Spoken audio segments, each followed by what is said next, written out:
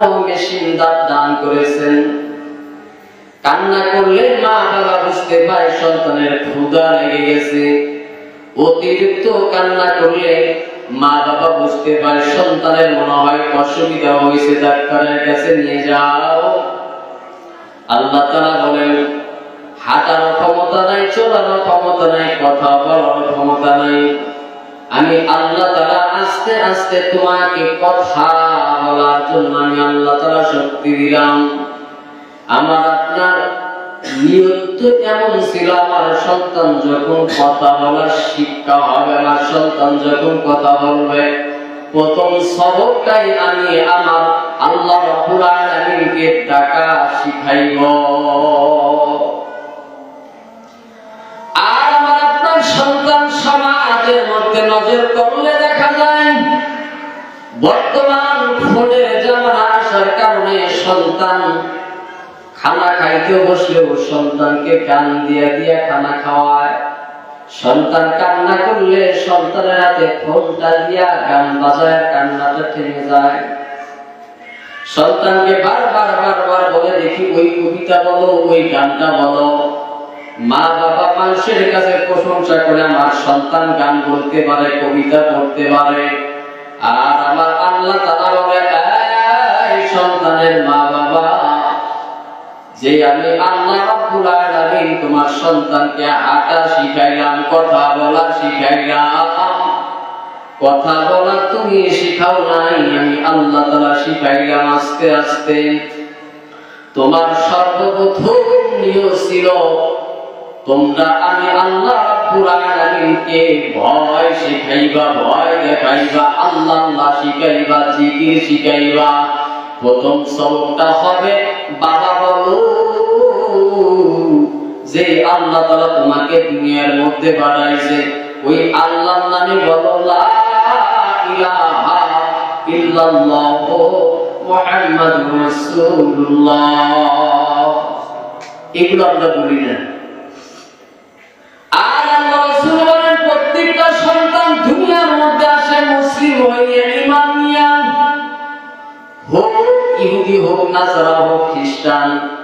আল্লাহ রাসূল বলেন, দুনিয়ার মধ্যে যত মানুষ আসে ঈমান নিয়ে আসে। এই সন্তানকে মা খ্রিস্টান বানায়, মা বিধর্মী বানায়, মা নাস্তিক বানায়, মা মুরতাদ বানায়, মা বেনামাজি বানায়, সুদখোর বানায়, ঘুষখোর বানায়। সেই জন্য কিয়ামতের ময়দানে আল্লাহ রাব্বুল আলামিন মা বাবাদেরকেও কঠোরভাবে বিচার নেওয়া হবে। বাইজিদ বুস্তামি রাহমাতুল্লাহি আলাইহির মতো মানুষ মাকে ডাকতে বলেন, আম্মা জান, আমার সম্মানের অভাব নাই, মানুষ আমাকে সালাম দেয়। হাজার হাজার মানুষ আমার হাতে কালেমা পড়ে মুসলমান হয়ে যায়, সুবহানাল্লাহ বলে। বাইজিদের মা ডাকতে বলতেছে, সন্তান, এটা তোমার কোনো ক্ষমতা নাই, এই ক্ষমতাটা আমার। তোমার এই জায়গায় কোনো ক্ষমতা নাই। বলে কেন? বলে, আমি মা তোমাকে গর্ভে নিয়ে কখনো ওযু ছাড়া তোমাকে দুধ পান করাই নেই।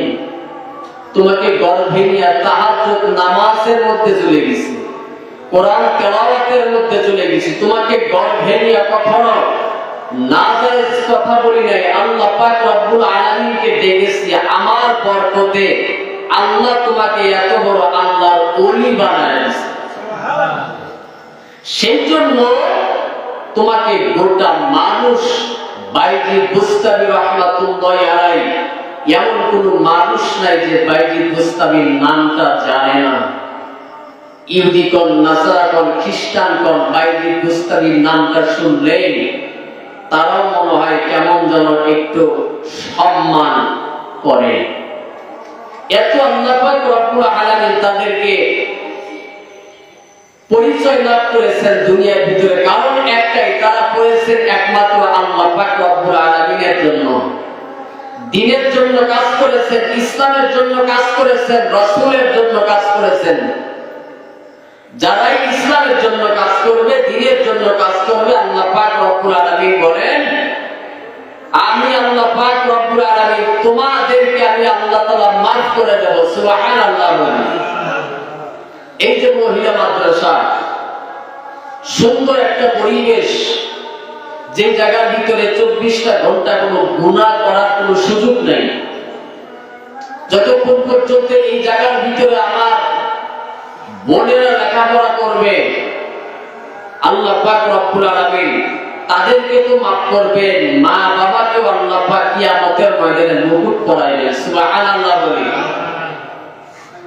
আল্লাহ রাসূল সাল্লাল্লাহু আলাইহি ওয়াসাল্লাম বলেন, নবী মুহাম্মদ একদিন সাহাবীদের ডাকতে বলে, এই সাহাবীরা বলো, দুনিয়ার ভিতরে সবচাইতে মহিলাদের ভালো গুণ কোনটা, কোনটা আল্লাহ রাব্বুল আলামিনের দরবারে পছন্দনীয়? সমস্ত সাহাবীরা ডাক দিয়ে বলে, আপনি এবং আপনার আল্লাহ রাব্বুল আলামিন ভালো জানেন। হযরত আলী বাড়ির মধ্যে যাইয়া বিবিকে সালাম দিয়ে ডাকতে বলতেছেন, বিবি। হযরতে ফাতেমা রাদিয়াল্লাহু তাআলা আনহা ডাক দিয়ে বলে, স্বামী জান, আপনাকে কেমন যেন টেনশন লাগে, পেরেশান লাগে, কি হয়েছে জলদি করে বলেন। ডাক দিয়ে বলতেছি, নবী মুহাম্মদ বলে দিয়ে দিছি, কিয়ামতের ময়দানে এই দুনিয়ার ভিতরে মা বোনদের কোন আমলটা আল্লাহ রাব্বুল আলামিনের দরবারে বেশি পছন্দনীয়, আমরা কেমন যেন বলতে পারলাম না। আমি মনে মনে চিন্তা করলাম, আমার বিবির দরবারের মধ্যে চলে যাই, একটু যদি বলে দিতাম। হযরতে ফাতেমা রাদিয়াল্লাহু তাআলা আনহা ডাক দিয়ে বলে, স্বামী জান, আপনি আমার আব্বা জানকে বলে দেবেন, দুনিয়ার ভিতরে সবচাইতে নেক আমল, পছন্দের আমল হচ্ছে মহিলাদের পর্দা। জোরে বলে সুবহানাল্লাহ। একটা মহিলা পর্দার ভিতরে থাকলে গুনার কাজ করতে পারে না, একটা মহিলা পর্দার ভিতরে থাকলে কেউ তার দিকে তাকায়ও না, একটা মহিলা পর্দার ভিতরে থাকলে কোন মানুষ তাকে খারাপ নজরে তাকায় না। আল্লাহ রাসূল বলে, দুনিয়ার ভিতরে নামাজ যেমন ফরজ, রোজা যেমন ফরজ, পর্দাটা তেমন ফরজ। বান্দা শুধু মনে মনে চিন্তা করে নামাজ ফরজ, রোজা ফরজ, আর মনে হয় কিছু ফরজ না। আর আল্লাহ রাসূল বলেন, না, নামাজ যেমন ফরজ, মুসলমানদের মা বোনদের পর্দা করাটাও তেমন ফরজ, তেমন ফরজ। আজকে অধিকাংশ রাস্তাঘাটের মধ্যে ইফতিরিন হয়, ধর্ষণ হয়, জেনা হইতেছে, পরকীয়া চলতেছে, নজর করে দেখেন বেপরদা হওয়ার কারণে। বেপরদা হওয়ার কারণে রাত নাই দিন নাই 24টা ঘন্টা শহর অঞ্চলের মধ্যে নজর করলে দেখা যায় রাত 1টা 12টা 2টা পর্যন্ত মহিলারা ঘোরাফেরা করে, মহিলারা ঘোরাফেরা করে। আল্লাহ রাসূল সাল্লাল্লাহু আলাইহি ওয়াসাল্লাম বলেন, পর্দা নিয়ে থাকো, দেখবা আল্লাহ পাক রব্বুল আলামিন তোমাকে হেফাজত করবে। পর্দা নিয়ে থাকলে আল্লাহ পাক রব্বুল আলামিন ওই সমস্ত বোনদেরকে হেফাজত করবে যারা পর্দা করে না, তারাই দুনিয়ার ভিতরে ধর্ষণ হয়, যারা পর্দা করে না তারাই দুনিয়ার ভিতরে অপমানিত হয়, যারা পর্দা করে না তারাই রাস্তাঘাটের মধ্যে পড়ে থাকে। কথা বলেন ঠিক না? আর যারা পর্দা করে এদেরকে আল্লাহ পাক রব্বুল আলামিন সম্মান দান করেছেন, কিয়ামতের ময়দানেও আল্লাহ পাক রব্বুল আলামিন সম্মান দান করবেন। হ্যাঁ, দুনিয়ার ভিতরে আবার এমন কিছু হাইনার দল আছে, পর্দা নিশিও দেখে না, বেপর্দাও দেখে না, বোরকা পরে গেলেও কিছু হাইনার দল তাদের উপর আক্রমণ শুরু করে দেয়, তাদের উপরে আক্রমণ শুরু করে দেয়। অনেক জায়গার ভিতরে বোরকাওয়ালাদেরকে, বোরকা পরা মহিলাদেরকে, মা বোনদেরকে অপমানিত করা হয়, টানা হেঁচড়া করা হয়। বোরকা পরার পরেও এই বাংলাদেশের মধ্যে নারীর নিরাপত্তা নেই। বোরকা পরার পরেও এই দেশের মধ্যে নিরাপত্তা নাই। ফেসবুক খুললেই দেখা যায় অমুক মেয়েরে উঠায় নিয়ে গেল, অমুক মেয়েরে উঠায় নিয়ে গেল। কোন জামানার মধ্যে আসলাম? আমার আপনার মেয়ে লেখাপড়া করবে, এটাও কেমন যেন ভয়। কখন না জানি হাইনার দলেরা কি করে বসে। আল্লাহ পাক রব্বুল আলামিন বলেন, তোমার ছেলে সন্তানদেরকে, মেয়েদেরকে কোরআন শিক্ষা দাও। কিয়ামতের ময়দানে আল্লাহ পাক রব্বুল আলামিন তোমাদেরকে আল্লাহ পাক রব্বুল আলামিন maaf করে দেবে। তোমরা যদি আল্লাহ পাক রব্বুল আলামিনের ইবাদত করতে পারো, আল্লাহ পাক রব্বুল আলামিন ইবাদতের বিনিময়ে আল্লাহ তাআলা জিন্দেগির গুনাহ আল্লাহ maaf করে দেবে। সুবহানাল্লাহ। এক মহিলা মানুষ মাদ্রাসার মধ্যে পড়ে, যুবতী মানুষ, যেহেতু মাদ্রাসার মাহফিল,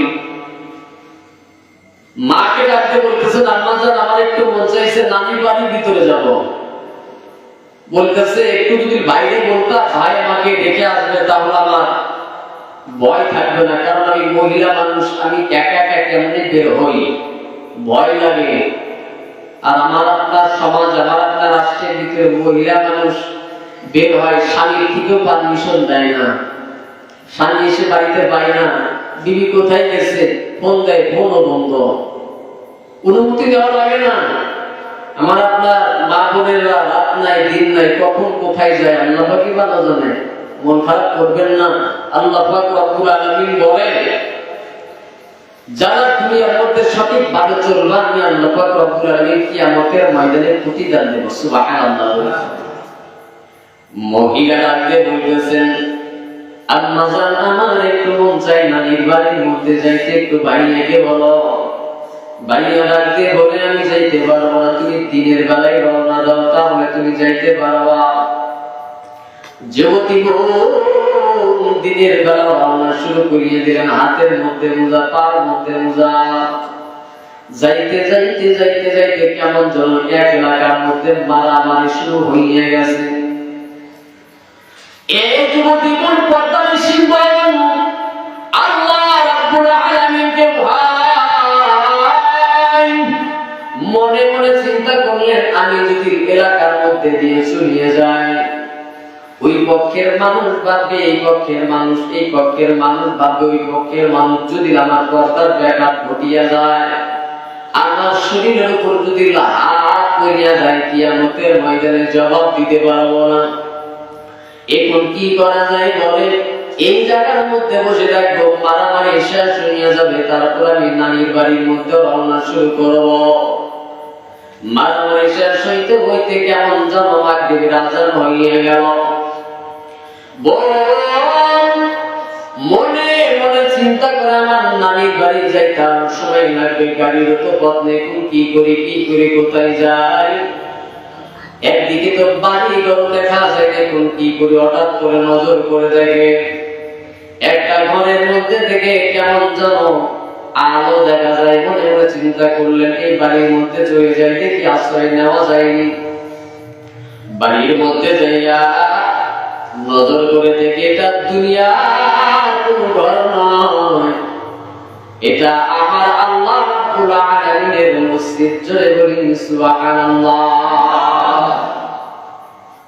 ওই মসজিদের মধ্যে বসে একজন ইমাম মোমবাতি ধরাইয়া আল্লাহ রাব্বুল আলামিনের কোরআন পড়তেছে। যুবতী ডাকে বলতেছেন, ইমাম সাহেব একটু কথা বলতে যাই। বলে, কি বলবেন জলদি করে বলেন। ডাকতে বলে, আমার নানির বাড়ি তো অনেক দূর, এখন আমি কোথায় যাইবো, যাইতে পারবো না, একটু যদি আশ্রয় দিতেন ভালো হইতো। ইমাম সাহেব ডাকতে বলতেছে, না আমি গরিব ঘরের সন্তান, আমি মসজিদের মধ্যে চাকরি করি, কিছু টাকা দিয়ে আমি কিতাবাদি কিনি, বেতন দিই। আমি আপনাকে ঘরের মধ্যে জায়গা দিলে মুসল্লিরা ফজরের নামাজ পড়ে এসে যদি দেখে আমার ঘরের মধ্যে একটা মাইয়া মানুষ, তাহলে আমার চাকরি থাকবে না, এলাকার মধ্যে আমার মান থাকবে না। দুনিয়ার মধ্যে সব জিনিস টাকা দিয়ে কেনা যায়, কিন্তু মান সম্মান একবার নষ্ট হইয়া গেলে কোটি কোটি টাকা দিলেও এই মানটা আর পাওয়া যায় না। দুনিয়ার ভিতরে সব কিছু করা সম্ভব। আমি আব্দুল্লাহ একটা ভুল কাজ করে ফেলছি, এলাকার মানুষ জানাজানি হয়ে গেছে, মরণ পর্যন্ত আমি আব্দুল্লাহ যতই বুজুর্গ ভাব দেখাই একটা দাগ থেকেই যাবে। মানুষেরা বলবে, হ্যাঁ কত বড় ভালো মানুষ দেখছি। সেই জন্য আল্লাহ রাসূল বলেন, দুনিয়ার মধ্যে এমন ভাবে চলো মানুষ যেন দেখে তোমাকে দেখে যেন খুশি হয়। যুবতী বোন ডাকে বলতেছেন, ভাই একটু যদি থাকতে দিলে খুশি হইতাম। ইমাম ডাকে বলতেছেন, না অন্য জায়গার মধ্যে চলিয়ে যাও, বলে আশেপাশে তার কোনো বাড়ি দেখি না, কোথায় যাইব।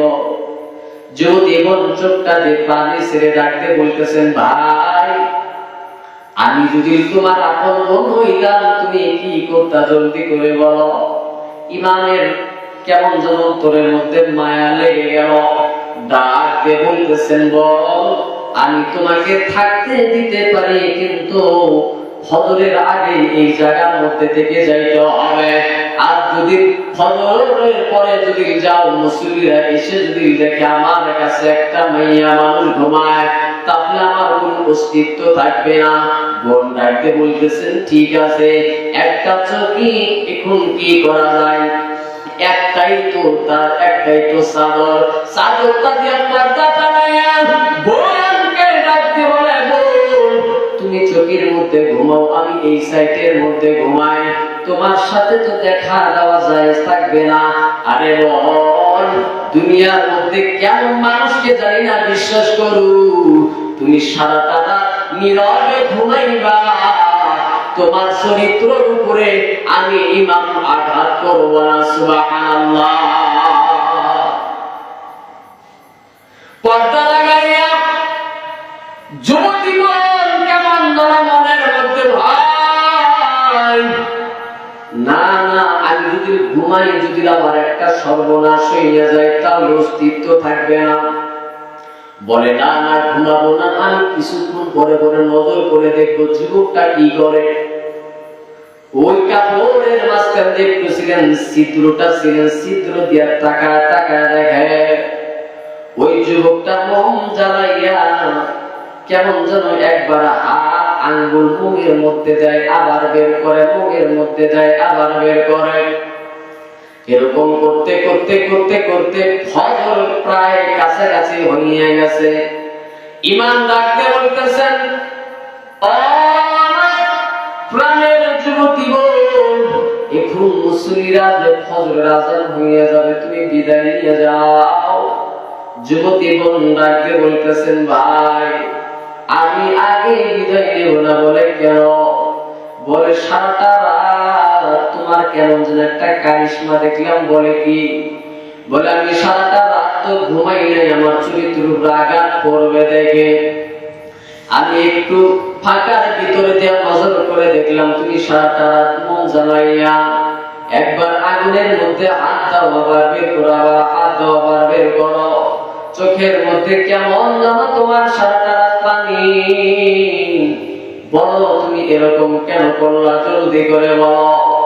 ইমাম ডাকতে বলবো, তোমাকে থাকার জায়গা করে দিলাম, আর কথা বলতে চাই না তোমার সাথে, চলিয়ে যাও, চলিয়ে যাও, এই জায়গার মধ্যে থেকে চলিয়ে যাও।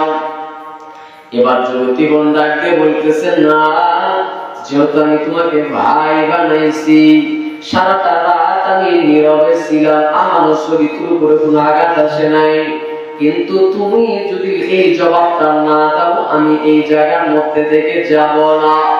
ডাকতে বলতেছেন, ও তাহলে শুনিয়া নাও, শুনিয়া নাও, শুনিয়া নাও।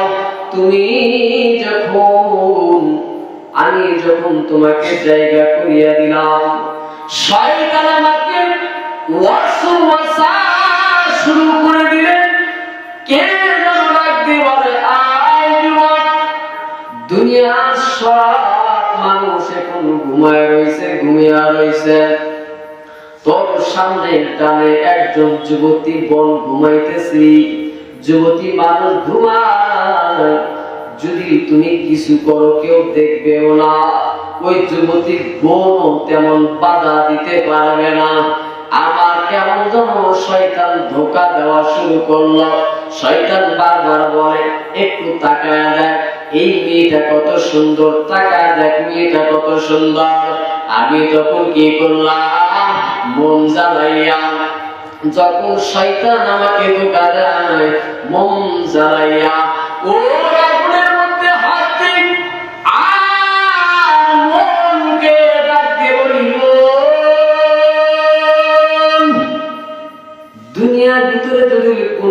মধ্যে যদি চলিয়া যায়, দেখি আগে মোমের আগুন সহ্য করতে পারিনি। যদি মোমের আগুন সহ্য করতে পারি তাহলে ওই বোনের কাছে যাব, মনের খায়েশটা মিটাইব। কিন্তু নজর করে দেখলাম মোমের আগুন আমি সহ্য করতে পারি না, সহ্য করতে পারি না। যখনই শয়তান ওয়াসওয়াসা দেয় কেমন যেন আমি আবার হাত দিই, কেমন যেন আবার হাত দিই। এরকম করতে করতে করতে করতে আমার রাতটা কেটে গেল। কান্না শুরু করে ডাকতে বলতেছেন, দুনিয়ার মধ্যে কত মানুষ দেখলাম, তোমার মতো মানুষ দেখি নাই। জাহান্নামের ভয় তোমার অন্তরটাকে ধরিয়া ফেলছে, জাহান্নামের ভয় তোমার অন্তরটাকে ধরিয়া ফেলছে। তুমি এত আল্লাহ রাব্বুল আলামিনকে ভয় করো, আল্লাহ রাব্বুল আলামিনকে ভয় করো।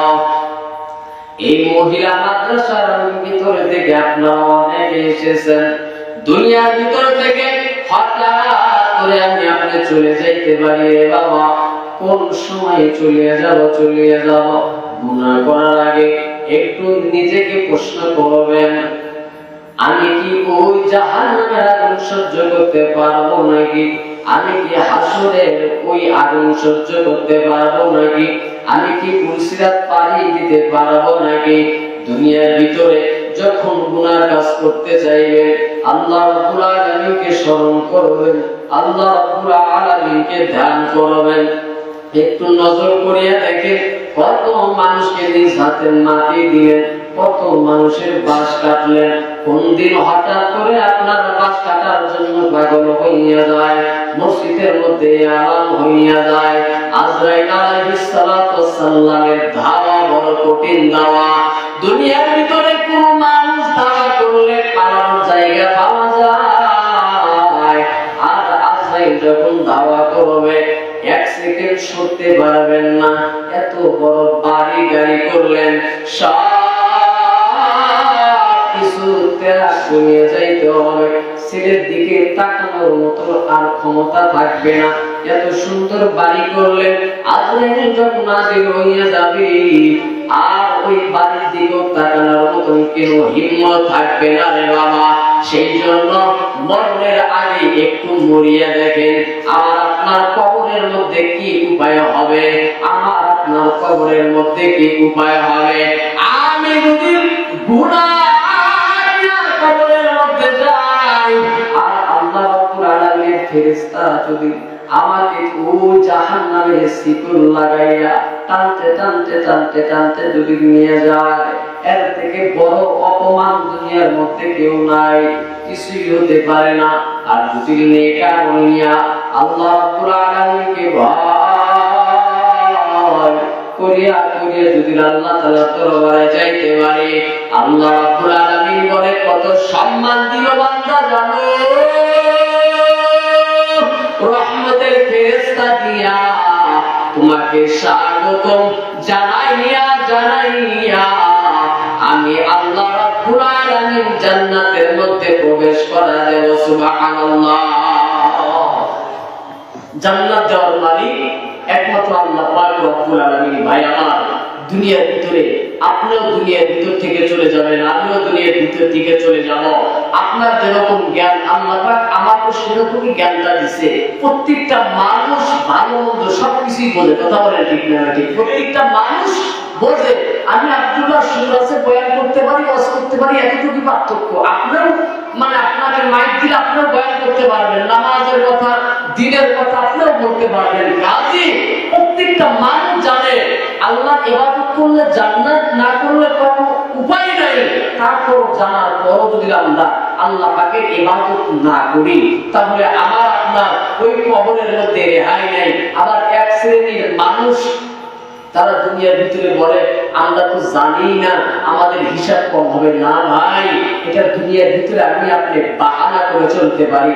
আল্লাহ পাক রব্বুল আলামিন যদি কিয়ামতের ময়দানে বলে 10 টাকা হারিয়ে গেলে আফসোস শুরু করে দিছো, তখন সবকিছু বুঝছো, একটা একটা গরু কিনবো, দুইটা কিনবো, তিনটা কিনবো, একতলা করছি আর একতলা করবো, দুনিয়ার সব বুঝছিল, ইসলামের জ্ঞান ছিল না, এটা আমি আল্লাহ পাক রব্বুল আলামিনের দরবারে বললে হবে না। কথা বলেন ঠিক না ঠিক? সবকিছু বুঝলাম, ইসলামের জ্ঞান বুঝলাম না, আর দুনিয়ার মধ্যে তার বাহানা করলাম, আমি তো কিছু জানিই না, আমার হিসাব কি হবে? বলে না, আল্লাহ রাসূল সাল্লাল্লাহু আলাইহি ওয়াসাল্লাম বলেন, ইলমে দ্বীন শিক্ষা করা প্রত্যেক মুসলমানের উপর ফরজ। নামাজ যেমন ফরজ, রোজা যেমন ফরজ, হজ যেমন ফরজ, তেমন ইলমে দ্বীন শিক্ষা করাটাও ফরজ। একটা ফরজ তরক করতেছেন আর বলতেছেন আমি তো কিছুই জানি না, আল্লাহর দরবারে হিসাব কম হবে না। আল্লাহ পাক ধরে বসে, এই বান্দা, তুমি একটা ফরজ তুমি আদায় কেন করলা না? আর দ্বিতীয় কথা, সবকিছু জানলা, কিসের জন্য মানলা না? আমি আপনি জবাব দিতে পারবো না, আমি আপনি জবাব দিতে পারবো না। কাজী আল্লাহ পাক রব্বুল আলামিনের ইবাদতের মধ্যে মশগুল থাকতে হবে। আমার আপনার মেয়ে সন্তানাদিদেরকে ইলমে দ্বীন শিক্ষা দিতে হবে। দুনিয়ার ভিতরে এমন শিক্ষা দিয়ে যেন দুনিয়ার ভিতর থেকে কবরের মধ্যে যাইতে পারি। আমি মরণের পরে যেন আমার ছেলে মেয়ে আমার কাছে বসে কোরআন তেলাওয়াত করতে পারে। কথা বলেন ঠিক না ঠিক? কোরআন তেলাওয়াত করতে পারে। দুনিয়ার ভিতরে এর থেকে বড় ভাগ্য দুনিয়ার ভিতরে আর কি হতে পারে? যে সন্তান নিজের বাবাকে নিয়ে জানাজার নামাজের মধ্যে চলে যাবে। দুনিয়ার ভিতরে এর থেকে বড় ভাগ্য দুনিয়ার ভিতরে মা বাবার আর কিছুই হতে পারে না। আপনার দুইটা সন্তান, এক সন্তান আপনাকে মাসে লাখ লাখ টাকা দেয়, আর এক সন্তান মসজিদের মধ্যে চাকরি করে, মাদ্রাসার মধ্যে চাকরি করে, ৫-৬ হাজার টাকা বেতন পায়। কিন্তু মনে করবেন এটাই আমার প্রকৃত সন্তান। আমার ওই ছেলেটা যদিও আমাকে টাকা দেয়, কিন্তু আমার ওই ছেলের ক্ষমতা নাই আমি মারা যাওয়ার পরে আমার সামনে দাঁড়ায় জানাজার করা, আমার সামনে দাঁড়ায় জানাজার করা। যে সন্তান মা বাবা জানাজার করতে পারবে, এর মতন বড় ভাগ্য দুনিয়ার ভিতরে আর কিছুই হতে পারে না। আল্লাহ রাসূল বলেন, মা সন্তানই তোমার জান্নাত, সন্তানই তোমার জাহান্নাম। এই যে মানুষেরা বলে একটা নিয়ে পাইছো একটা জান্নাত, দুইটা নিয়ে পাইছো দুইটা জান্নাত। হ্যাঁ, আল্লাহ পাক রব্বুল আলামিন যেহেতু আপনার ঘরে রহমত দান করছেন, এই নিয়েকে সেই ভাবেই গড়ে তুলতে হবে, এই নিয়েকে সেইভাবেই গড়ে তুলতে হবে। আমার মেয়ে নাচগানের মধ্যে ব্যস্ত, আল্লাহ কি মেয়ে দেখে জান্নাত দিবে না? আমরা মনে মনে চিন্তা করি মেয়ে হয়েছে জান্নাত পাই গেছি। আমরা এরকম ধারণা আমাদের প্রত্যেকটা মানুষের যে মেয়ে হলে জান্নাত, একটা জান্নাত পেয়ে গেছে। না, এই মেয়েটাও তো হতে পারে জাহান্নামে, আপনাকে জাহান্নামে নেওয়ার জন্য যথেষ্ট। অনেক মেয়েরা মা বাবার কথা শুনে না, কোথায় কোথায় যায় না যায়। আল্লাহ পাক এই বিয়ের কারণেও তো আপনাদেরকে গ্রেফতার করতে পারে, আমাকে গ্রেফতার করতে পারে, যে মেয়েকে শাসন করতে কেন পারলাম না।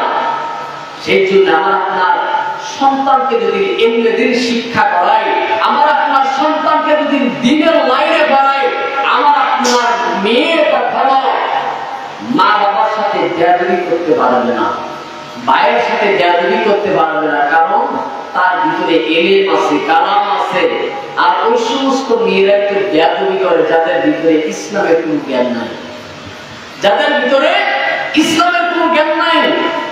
মা বাবার ওই সময় খুশি হওয়ার কথা যখন আমার মেয়েটা হাফেজ হবে, হাফেজ হবে, মা বাবার গর্ব করে বলা দরকার, বাবার প্রত্যেকটা ৪ সালে গর্ব করে বলার দরকার, তোমার ছেলে ইন্টার পাস করছে, জেএসসি করেছে, তাতে কি হয়েছে? আমার সন্তান হাফেজে কোরআন।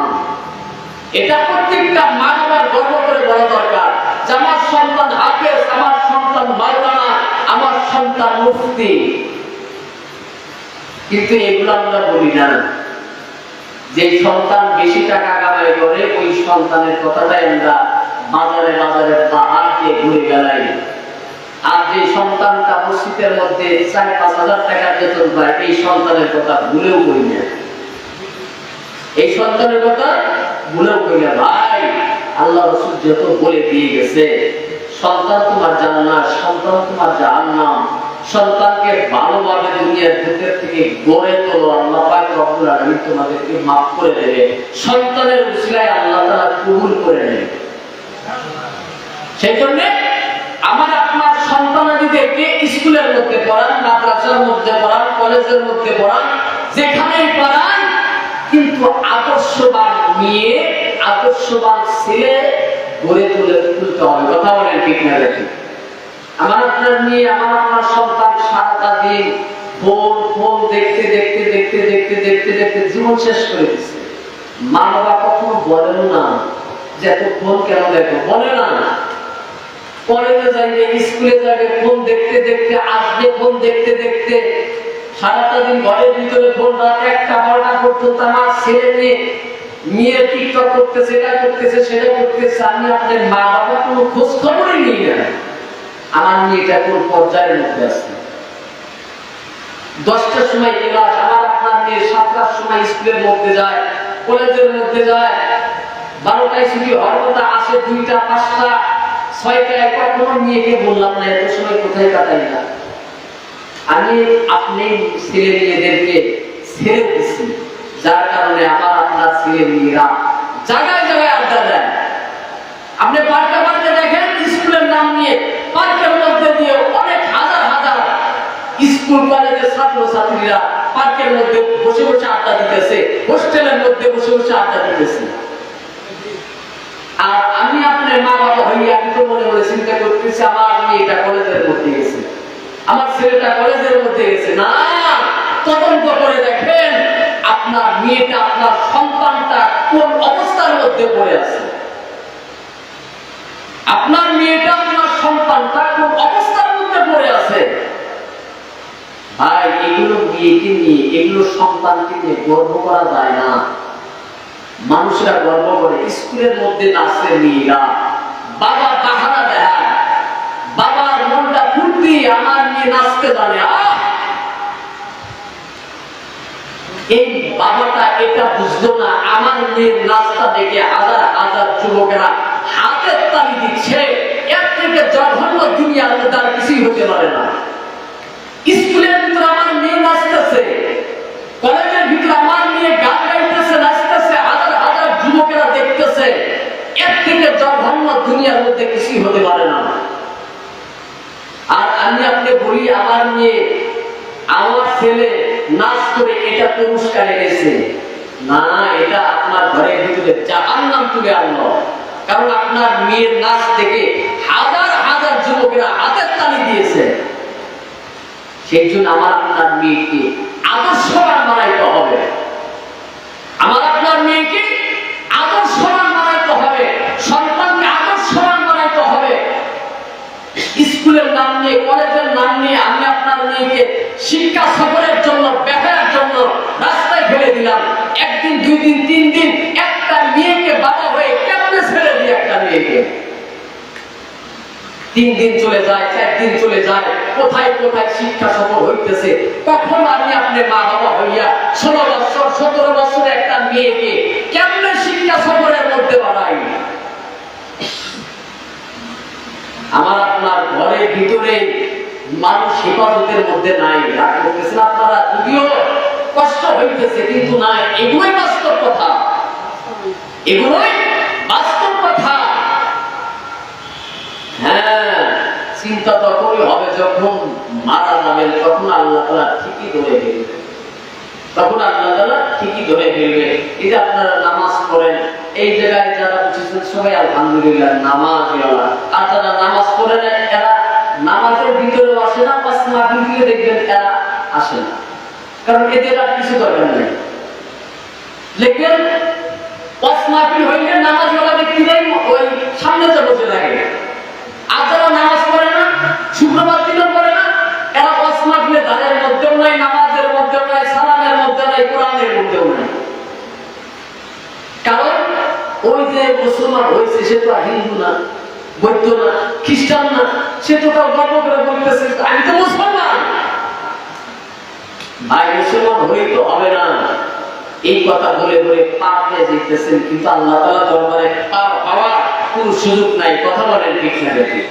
আল্লাহ তাআলা দরবারে পার হওয়ার কোনো সুযোগ নাই।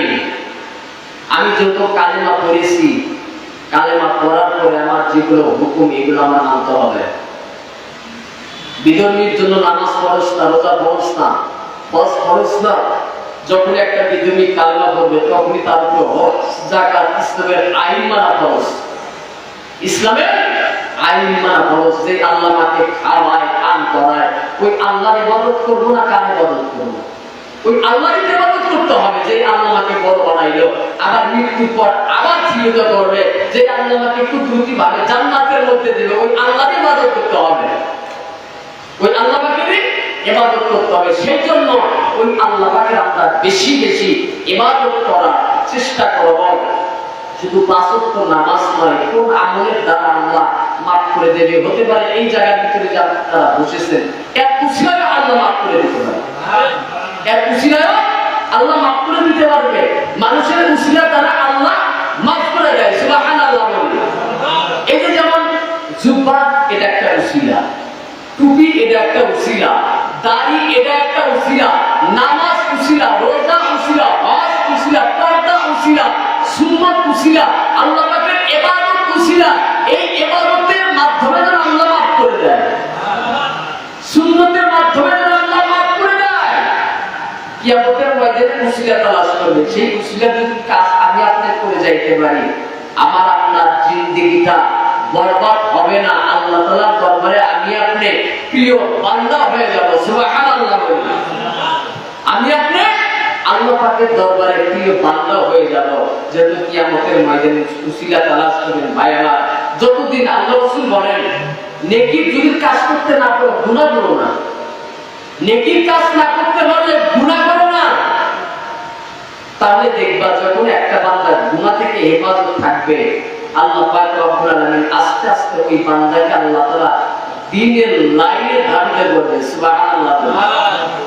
দ্বীনের লাইনে আল্লাহ পাক রব্বুল আলামিন ওই বান্দাকে আল্লাহ পাক রব্বুল আলামিন ধাবিত করবে একমাত্র দ্বীন মানার কারণে, ইসলাম মানার কারণে, কোরআন মানার কারণে, দ্বীনের লাইনে থাকার কারণে, আল্লাহ পাককে বেশি বেশি ভয় করার কারণে। কথা বলেন ঠিক না?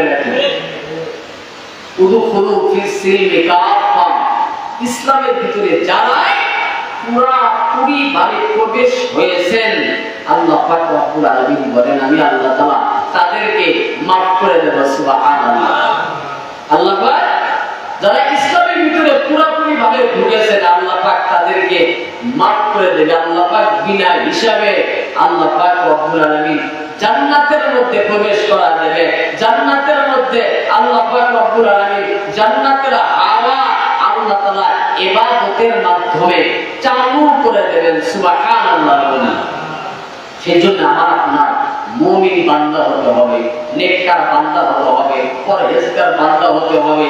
এই ইসলামী জলসা উসিলার জন্য কিয়ামতের ময়দানে আল্লাহ পাক রব্বুল আলামিন maaf করে দেয়। ও বান্দা, কিয়ামতের ময়দানে যদি বলে বান্দা ওই সাবার মহিলা মাদ্রাসার ভিতরে বসে বসে অশুনছো, নসিহত শুনছো, ওই আমলটাই আমি আল্লাহ পাকের দরবারে পছন্দ হয়েছে, যাও আমি আল্লাহ maaf করে দিলাম। সুবহানাল্লাহ। আল্লাহ তো বলতে পারে, কারণ আল্লাহ রাসূল বলেন সামান্য যদি গুনার কাজ করে থাকো, হতে পারে এই গুনাহটাই তোমাকে জাহান্নামের মধ্যে নিয়ে যাবে। আবার সামান্য যদি নেকির কাজ করে থাকো, হতে পারে এই নেকির কাজটাই তোমাকে জান্নাতের মধ্যে নিয়ে যাবে। সুবহানাল্লাহ। সেই জন্য আল্লাহ রাসূল বলেন গুনাহ যত ছোট হোক কুরবানা, আর নেকি যত ছোট হোক হারমানা। জোরে বলে সুবহানাল্লাহ। সেই জন্য হযরত আবু বকর সিদ্দিক রাদিয়াল্লাহু তাআলা সাহাবীর ইতিহাস তালাশ করলে দেখা যায় তারা কখনো নেকির কাজ ছাড়ে না। তারা কখনো নেকির কাজ ছাড়ে নাই। আল্লাহ রাব্বুল আলামিনকে আল্লাহ রাব্বুল আলামিনকে দেখেছেন, আল্লাহ রাব্বুল আলামিনকে স্মরণ করেছেন। আল্লাহ রাব্বুল আলামিন বলেন কোন মানুষ যখন ঈমান না নিয়ে দুনিয়ার মধ্যে থেকে কবরের মধ্যে যাইতে পারবে, আমি আল্লাহ রাব্বুল আলামিন ওই সমস্ত বান্দাদেরকে আমি আল্লাহ তাআলা বিনা হিসেবে আমি আল্লাহ তাআলা জান্নাতের মধ্যে দান করব। যেই আল্লাহ রাব্বুল আলামিন আমাকে আপনাকে দুনিয়ার মধ্যে পাঠাইছে, গোলামি একমাত্র আল্লাহ তাআলারই করতে হবে, গোলামি একমাত্র আল্লাহ তাআলার করতে হবে। যেই নবী মুহাম্মদ সাল্লাল্লাহু আলাইহি ওয়াসাল্লাম এর আমরা উম্মত হইতে পারছি, নবী মুহাম্মদ সাল্লাল্লাহু আলাইহি ওয়াসাল্লামের সুন্নাত নিয়ে চলতে হবে।